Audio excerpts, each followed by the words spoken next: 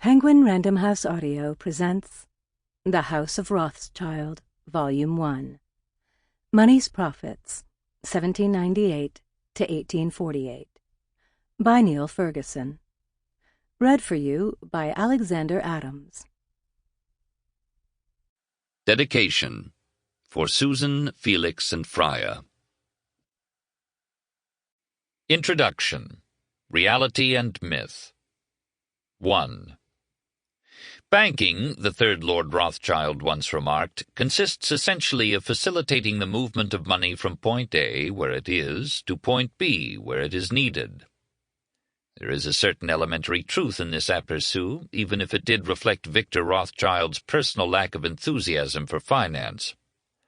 But if the history of the firm founded by his great-great-grandfather 2 centuries ago consisted of nothing more than getting money from A to B, it would make dull reading.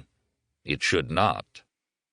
All banks have histories, though not all have their histories researched and written. Only the Rothschilds, however, have a mythology.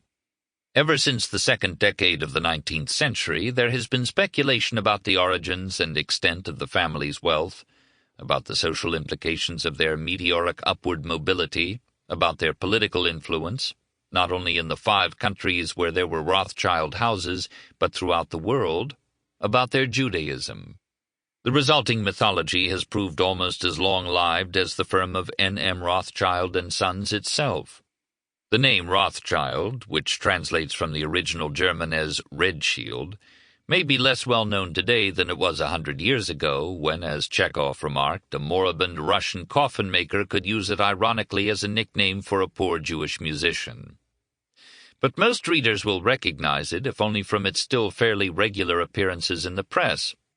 The bank may not be the financial giant it was in the century after 1815, and the family may be a great deal more dispersed and diffuse, but the name continues to attract attention, some of it prurient. Even those who know nothing about finance and care less are likely to have come across it at least once in their lives. Thanks to an apparently hereditary aptitude for zoology and horticulture, there are no fewer than 153 species or subspecies of insect which bear the name Rothschild, as well as 58 birds, 18 mammals, including the Baringo giraffe, Giraffa camelopardalus rothschildi, and 14 plants, including a rare slipper orchid, Paphiopedilum rothschildianum, and a flame lily, Gloriosa rothschildiana, to say nothing of 3 fish, 3 spiders, and 2 reptiles. The family's almost equally recurrent enthusiasm for the pleasures of the table has also bestowed the name on a soufflé, made with glacé fruit, brandy, and vanilla, and a savory, prawns, cognac, and Gruyere on toast.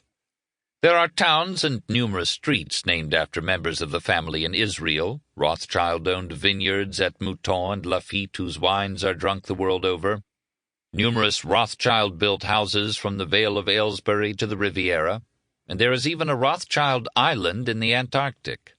Pieces of music have been dedicated to Rothschilds by Chopin and Rossini, as have books by Balzac and Heine.